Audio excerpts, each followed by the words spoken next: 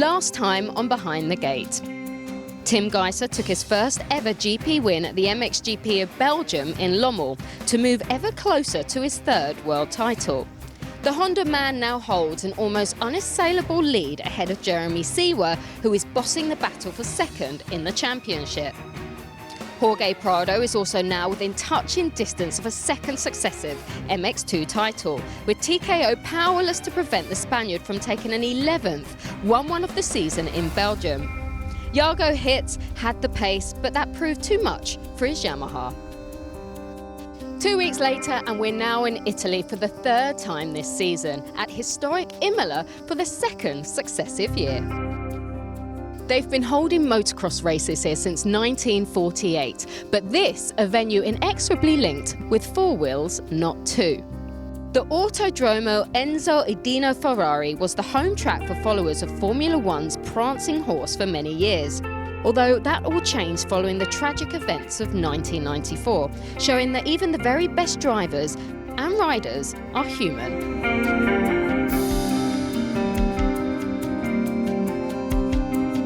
This weekend can see two titles decided. Prado is back at the same venue where he wrapped up the 2018 title and has a small chance of repeating that this year. While barring a freak nature, Geiser will wrap up a first title since 2016.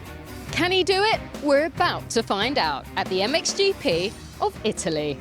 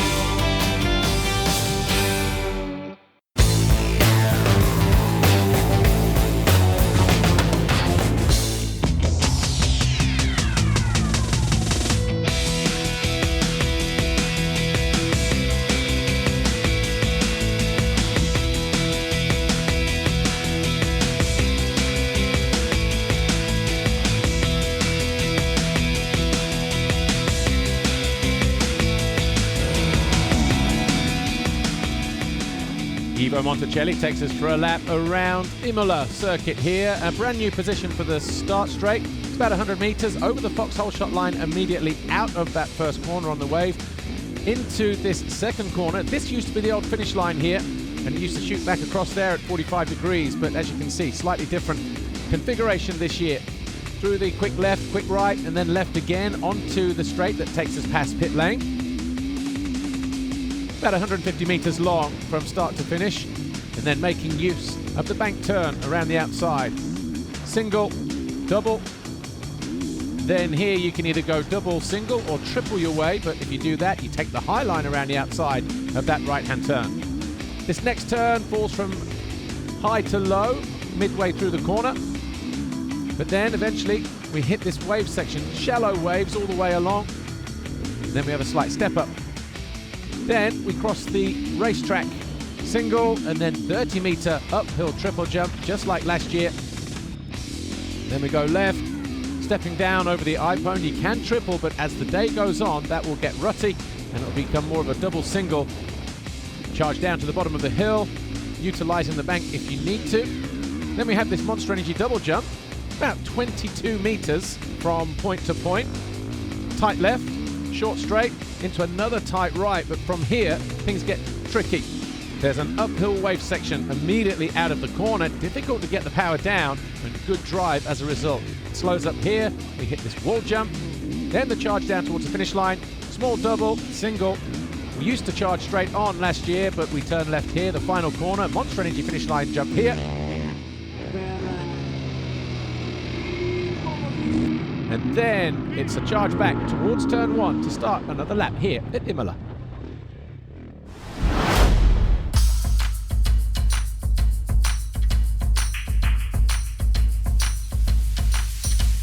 The main difference between European and MX2 it's that you're always on the track, always racing, so it can be good and enjoy it, but also it's one big demand for the body and for physical training. So yeah, that's the main difference, and I enjoy it.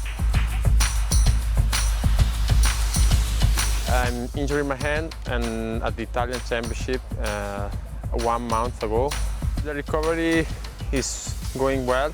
I'm feeling better every day. I start with therapy. I think for me this year is no motocross of nation.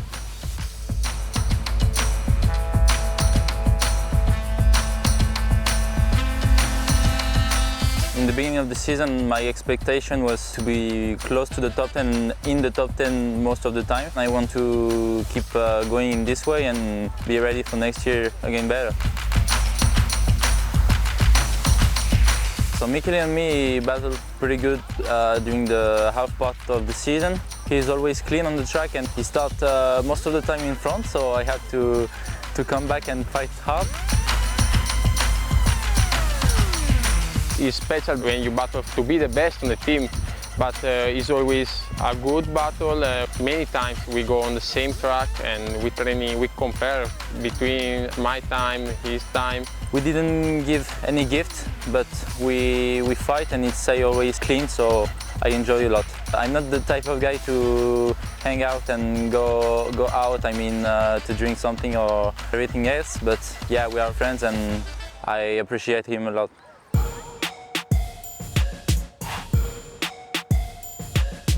I've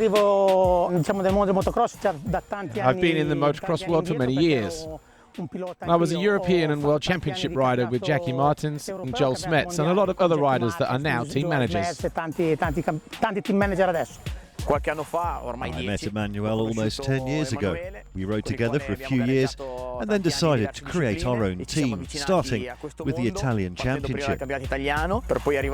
Until 2 years ago, we reached second position in the European Championships thanks to Simone Fillotti.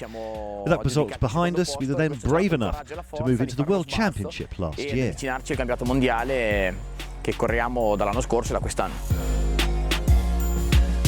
We started the season with good intentions and we have two awesome riders in Michele Cervelin and Maxime Renault. We finally reached the setup and power we were looking for on our bike halfway through the season. Sadly, Michele had an injury that stops him riding now until the end of the season. At the same time, Maxime is improving, trying to reach that podium they've all been working for since the beginning of the year.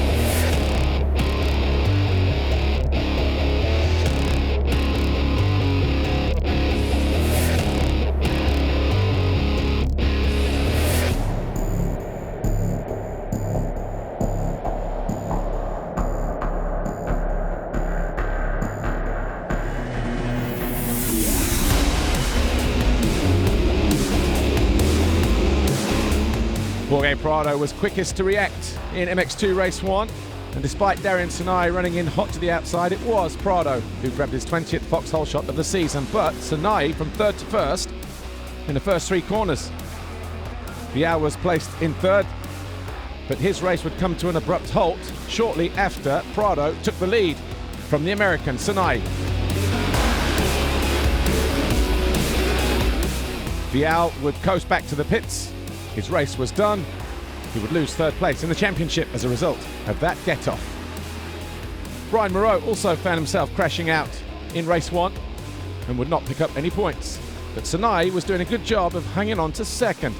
But it wasn't long before Olsen found his way around the outside and stole that 22-point position away from Sinai.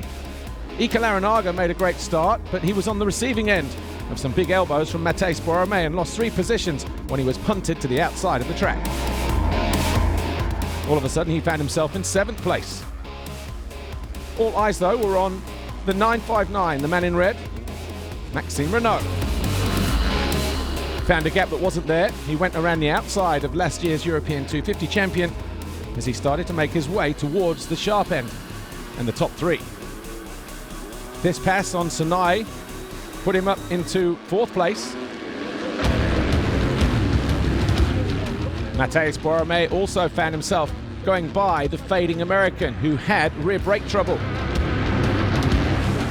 Jago Geerts wasn't too far behind either, and before long, Sinai was down in 8th place before the halfway mark.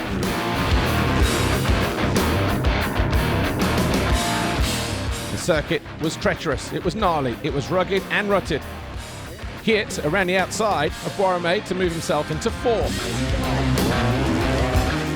As Sinai walked back disconsolately. Finally, his rear wheel gave up. The bearing had collapsed. Olsen was in 2nd, Renault 3rd, Geerts 4th, but it was Prado who was victorious for the 25th time in race 1.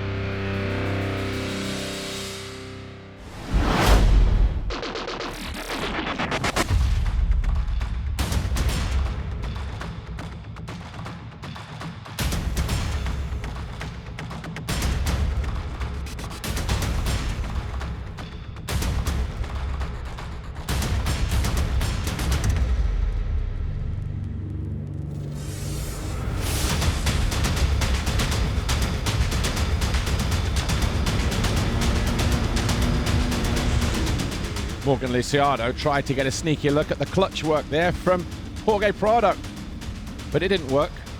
Prado held a nice tight line to the inside. It was Jago Geerts who took his first ever foxhole shot, but look at Vial. He went straight on the chicane, tried to re-emerge, and then this happened. Hit once and then twice, and the Frenchman was out again. A disastrous day for the Red Bull KTM rider, who would slip to 5th in the championship chase. Jago Geerts fell from 2nd, remounted in 7th place, and would have to do it all again. The 2 F&H Kawasaki's, led by Adam Sterry, were once again locked wheel to wheel, but the impressive Maxime Renault soon split those 2 up. First past Jacobi,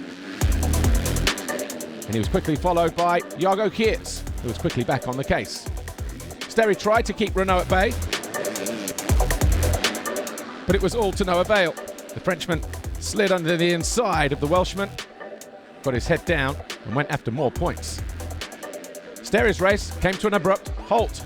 A handlebar in the chin meant he would not finish the race, and despite slipping off in 3rd, Valandren did not lose any positions. All eyes on the battle between Renault and Geerts in the latter stages of the race as they fought over 4th place. Valandren held on to 3rd for Team HRC, but couldn't do anything about Thomas Kjær Olsen on the Rockstar Energy Husqvarna, who cruised home to 2nd position. But it was Jorge Prado with race win number 26 that cemented his 29th career Grand Prix victory, his 14th victory of the season. Olsen came home 2nd overall with 2 second-place finishes. Maxime Renault on the podium for the first time in MX2 with a 3rd and a 4th. And in the championship chase, Prado now leads Olsen by 130 points heading into Sweden. Jago Geerts is back up to 3rd, Jacobi 4th, and Vial has slumped to 5th. But what a fantastic day for Maxime Renault on the podium for the first time, but Jorge Prado getting closer to that 2nd world title.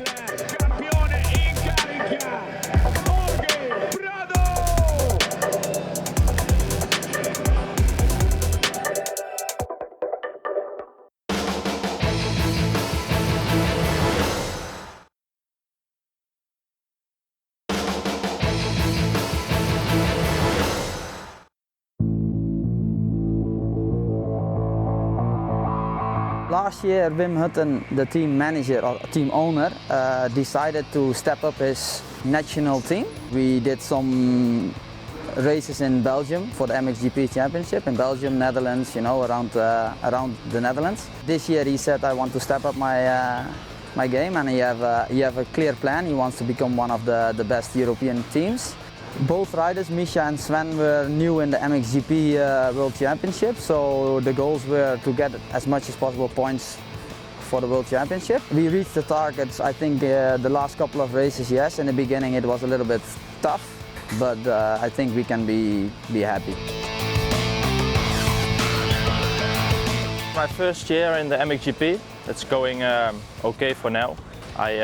Beginning of the year I struggled a lot because I had not so much bike time. Since Latvia I had my first points, and after that I think I had a lot more bike time because I was 7 months off the bike in the winter. So I think the more bike time and confidence is both of the things will make it better this year. My targets for this season were to take every race points, but it's not going that well for now. My goal is to do top 15 one time. I want to do that, but it's difficult. The level of the races are really tough. So, and I have always struggled with the start, so I need to improve that. So I wasn't sure what I was going to be doing for the 2019 season when I went back to America after racing for Kamea. So I decided to buy a bike from a friend that had just retired, 2017 Yamaha. And then I had a week of training and I showed up at, I believe it was Atlanta, with his suspension and setup, and I got 11th. Going on, I got a feeling ride for a Honda team for a few rounds, and then I had a call to come over to Europe. It was a bit of a hard situation. I didn't know exactly what I wanted to do, but at the end I decided coming over, and then the rest is story. I have definitely grown up racing Yamaha. I signed my first contract with them when I was probably 13 back in Venezuela. I was what they call factory Yamaha of Venezuela at the time. And then in the US as well. So I would say 80% of my life I have been on the blue machine, so I'm quite happy to be back on it. Looking forward into the 2020 season, I have not gotten a plan yet. I'm a racer, it's on my blood, so of course I want to continue to race wherever that might be. I would like it to be in the MXGP series, but if it's not, that doesn't mean I will stop racing. I will continue my journey, and I'll just give it 100% as long as I can.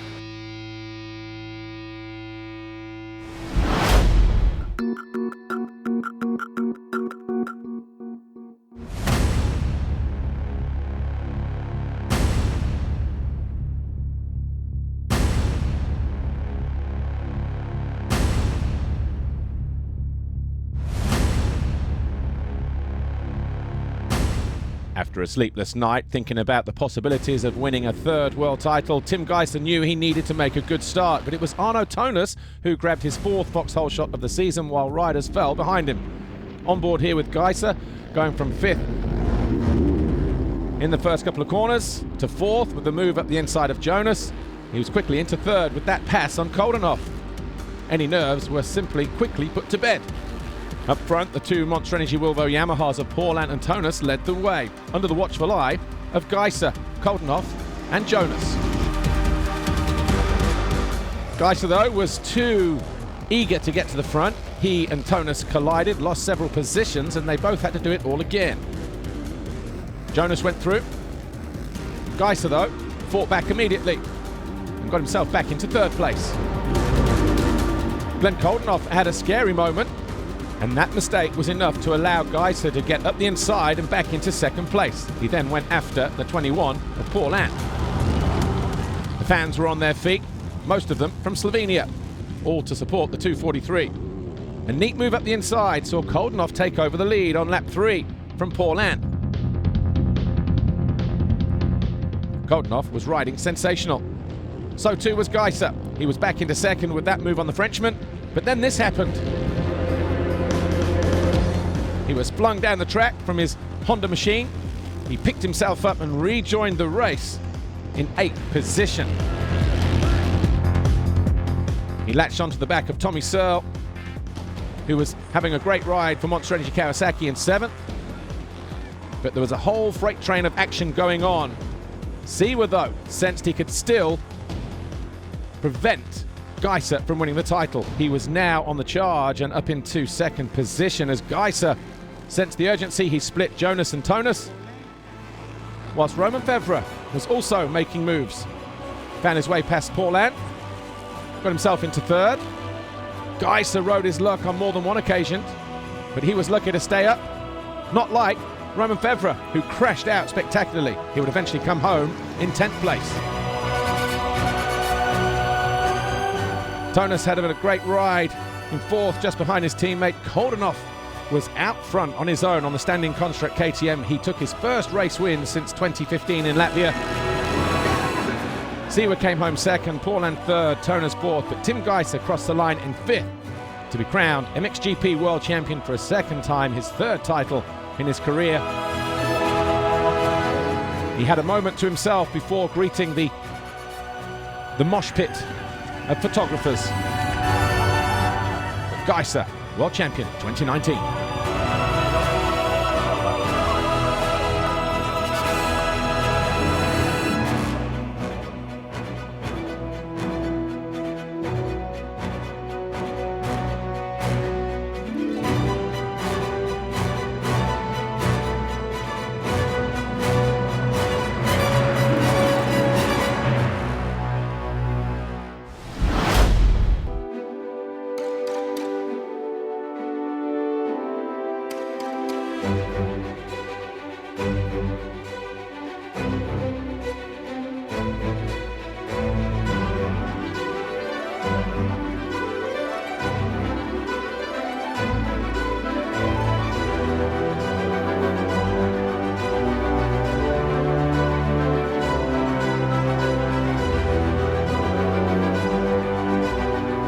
Championship decided, Tim Geiser now, with no pressure, wanted to win race 2 to go out in style, but it was Glenn Koldenhoff who took his third foxhole shot of the season. Jeremy Van Hoorbeek and Brian Bogers went down at turn 1.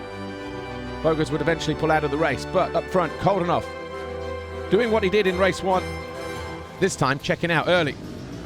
Paulin here just behind Romain Febvre, and Tim Geiser emerged in around about 6th position on the opening lap.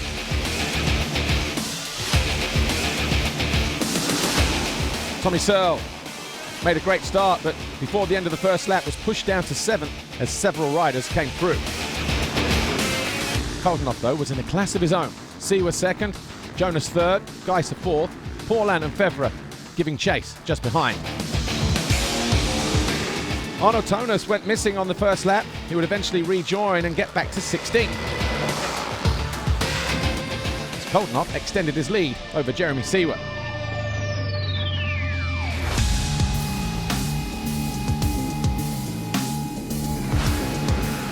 All of a sudden, Geiser was in the mood. Made this move on Jonas to move into third behind Jeremy Siwa. Paulin was hanging on there in 5th place ahead of Febvre. Siwa in no mood to let the new world champion by, but then Geiser got his opportunity right in front of his Slovenian fans. Then he ran wide. Siwa was back into second. But then it was a mistake from Siwa that eventually allowed Geiser to go back through. A bobble on this jump here, and the Slovenian was through into second. From there, he controlled the race. It was going to be good enough for a podium, but he had 1 or 2 little moments towards the end of the race. That pass put Gauthier Paulin into 4th and Jonas down to 5th. Alessandro Lupino was circulating in 8th place, but he got caught and passed by Jordi Tixier on the VHR KTM in the latter stages of the race. Lupino, top Italian, in 9th. But Glenn Koldenhoff and standing construct KTM were simply sensational. He went on to win his first Grand Prix since 2015 in Latvia, but it's his first ever double moto victory. Siwa was second, his best ever result in MXGP. Geiser third. And Geiser, of course, world champion. Siwa now 41 points clear of Paulin. Tonas 4th. Koldenhoff now up to 5th from 7th. But congratulations, Tim Geiser and Team HRC on winning the world championship. But congratulations, Glenn Koldenhoff and standing construct KTM on a sensational victory here in Italy.